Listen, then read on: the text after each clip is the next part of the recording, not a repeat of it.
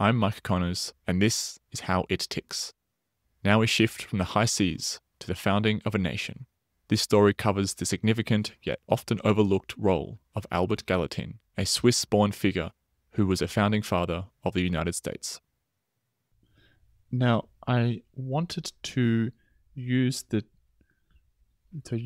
mention of the US government as a poor segue into our next conversation and rewind the clock about 100 years to another story which I found absolutely fascinating. I don't know much about the history of the US and the founding fathers, but nonetheless, this was a really amazing story, and it was almost hard to believe how involved one Swiss person was in this story. Can you tell me and the listeners about Albert Gallatin and his journey into essentially becoming a founding father of the US? So I would argue that Albert Gallatin is the US's Swiss founding father. He's born in Geneva. He's a bright young man who's enthusiastic about the news he hears from the United States with regard to the American Revolution. He's a young man who's inspired by the ideals of Montesquieu and Rousseau, and he decides to immigrate to the United States at the age of 19. And he arrives in the United States. He teaches French for a while. He's also in a scheme that is not very successful to bring Swiss farmers to the United States. But his intelligence and his diligence is noted by some very powerful and key influential people in American history, like Thomas Jefferson and Benjamin Franklin. He is a senator and he's in the House of Representatives. And eventually he becomes, over the course of his life, the longest serving Secretary of the Treasury. And he is the chief nemesis or rival to Alexander Hamilton. And you probably know this, Mike. There's this musical, Hamilton. Very famous, yes. Yeah, that's been wildly popular. I've never seen it. Albert Gallatin is not in it, which I think is very, very interesting. So unfortunately, Gallatin, by virtue of having a personality that is a little less colorful and a little less flamboyant than Alexander Hamilton, is often sidelined. But I think Gallatin's contributions to the United States are tremendous and ought to be celebrated, especially as next year in the United States, we commemorate the 250th anniversary of the Declaration of Independence. Can you describe what the US is going through at this time? So this is the late 1700s. Can you explain what the US is going through at this time? What are they trying to create that's not there already, that's so significant to the success of the US? They're trying to create a new nation. They're trying to create a vision of a new nation. And let's pick the year 1800, for example, and let's kind of dissect the differences between Alexander Hamilton and Gallatin. So Alexander Hamilton belonged to the Federalist Party, like John Adams, the US second president. And they advocated for a strong federal government. They advocated for a treasury which was subordinate to this strong federal government. And Alexander Hamilton's opinion of debt was actually fairly positive. This could be a tool to strengthen a strong federal government. Of course, debt can be sold, resold, and refinanced. Gallatin is different. Albert Gallatin belonged to the Democratic Republican Party, like Thomas Jefferson. They believed in a smaller government. They believed that big governments were prone to tyranny. They believed in states' rights. And they also believed that, yes, it was necessary to have a treasury, but they should be careful with debt. Debt was something Albert Gallatin believed could bring down a great nation. And so they have just kind of polar opposite views financially and also philosophically when it comes to governments. Gallatin is very much a diplomat. He is very pragmatic. He speaks fluent French. He's very suave. But he's, as I said, his personality, he's not flamboyant like Hamilton. Do you know how Hamilton died? You probably know this. I think it's risky to make assumptions like that. No, I don't know how he died. He died in a duel, and I think that explains kind of Hamilton as a, fly by the seat of your pants kind of guy. Gallatin is much more stereotypically Swiss in this regard. He is super intelligent, but yet he knows he has to be visionary too. He sees that the US has heavy debts to France, because of course France is an ally of the US in the American Revolution. And Gallatin is trying to balance these different variables because he really believes in the potential of this new nation if it were to solidify and if he could bring down the amount of debt in the country. One thing that really not shocked me, but surprised me is, so from your article, I remember reading, so he left Geneva to come to the US when he was 19 years old. And you said that he really didn't have much of a clear plan in terms of what he was going to do. And then he ends up being just one of the most influential people in the US at that time. What is the process that he, before getting into government, what are the stages that he took to get there? Well, I mean, he did enter the government. He was a senator, and he becomes very close with Thomas Jefferson. Something I would say, too, Gallatin in his personal relationships always kind of finds an even keel. When I look at Alexander Hamilton, there's a lot of passion, but yeah, he kind of ruffles people's feathers in a way that Gallatin did not. Gallatin is surrounded by very intelligent people who are able to guide him and propel him and support him and mentor him. And this is not just in the realm of politics, this is also in the realm of finance. John Jacob Astor is his best friend.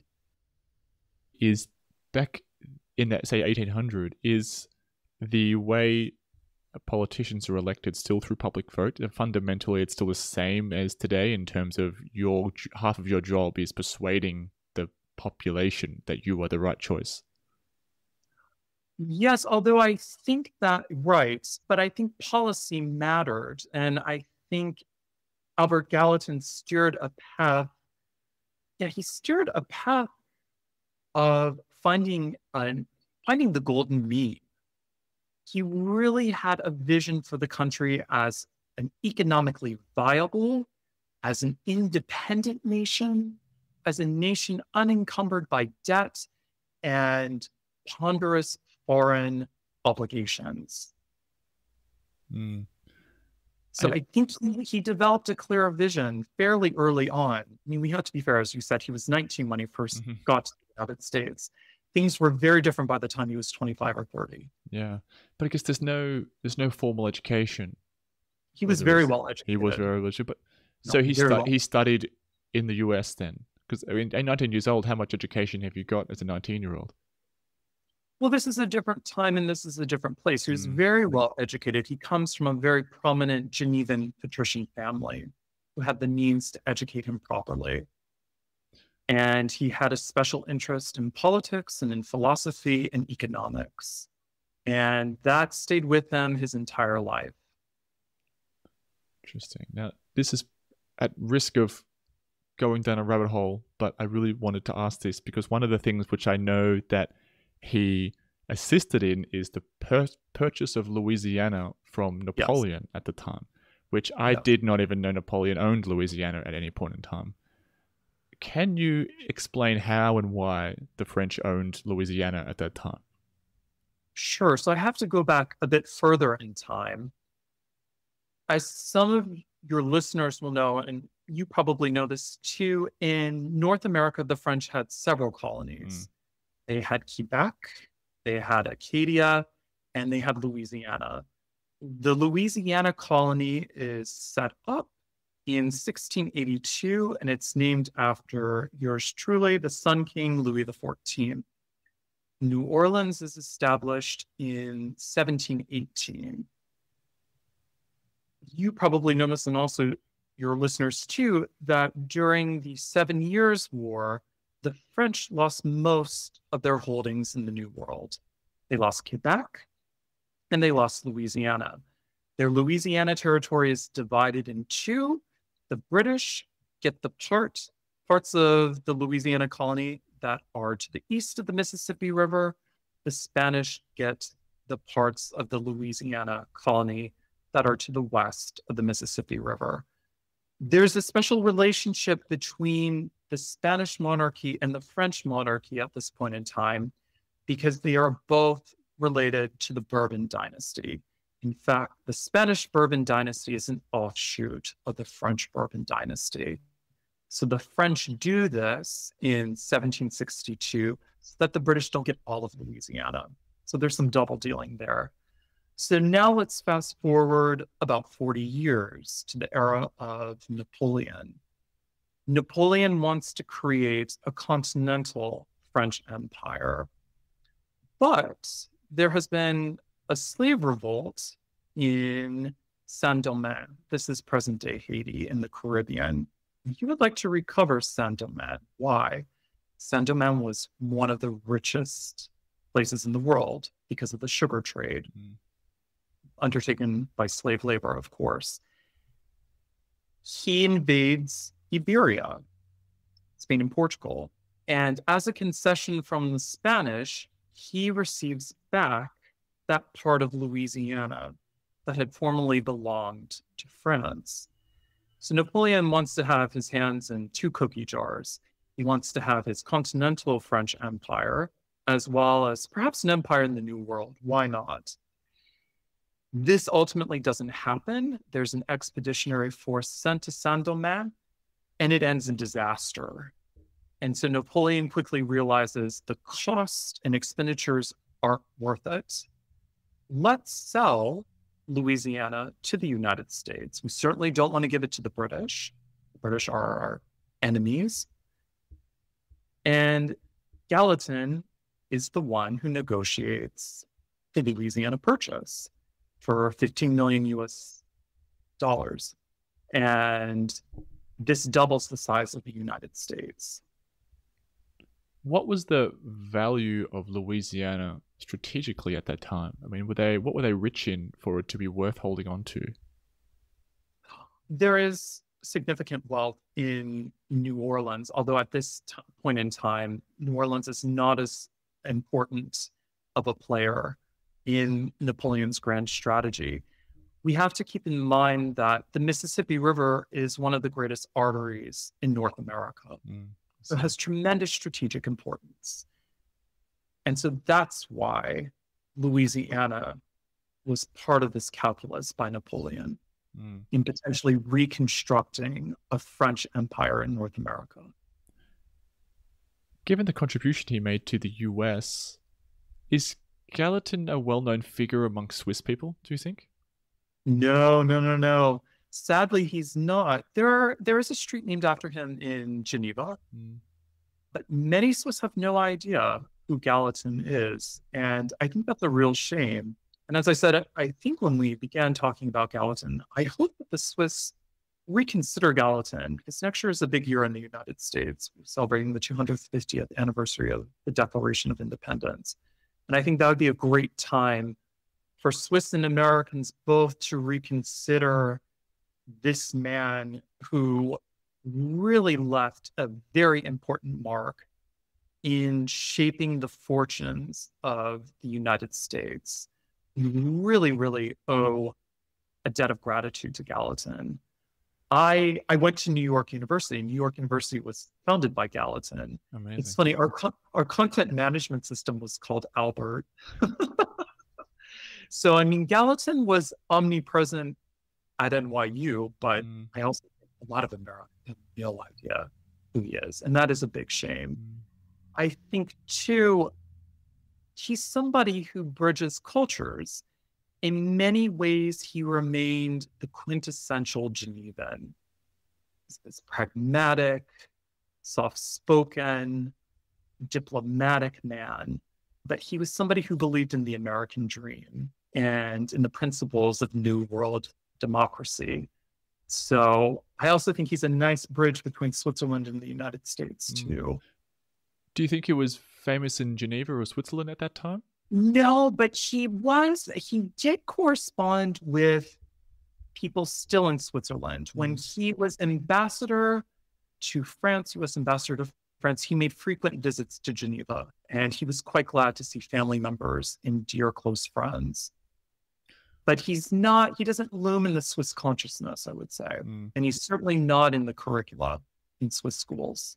Do you know what Napoleon's opinion of him was? I don't know. He was very good friends with Madame de Staël, though. He did know Madame de Staël, and Madame de Staël was also very good friends with Thomas Jefferson. I suspect Napoleon respected Gallatin, and I think he was relieved that Gallatin understood French. Gallatin is the only native French speaker amongst the American founding fathers. When you're choosing these interesting people to write about, you're just looking through all of history, and then something picks up and you go, that's interesting, and I want to go more. How are you choosing these people to know so much about? I like finding Swiss people at critical junctures in world history. I think that makes for interesting storytelling, and sometimes I can tell stories that Swiss people are not so familiar with, but stories that I think they will enjoy. And that's rewarding for me. What comes first? Do you look at the interesting points of history and see where the Swiss fit in? Yeah, well, Swiss people are everywhere, and we're everywhere. And yeah, I like finding them in these unusual places or at these critical junctures in world history or European history. I think it makes for colorful and thought-provoking storytelling.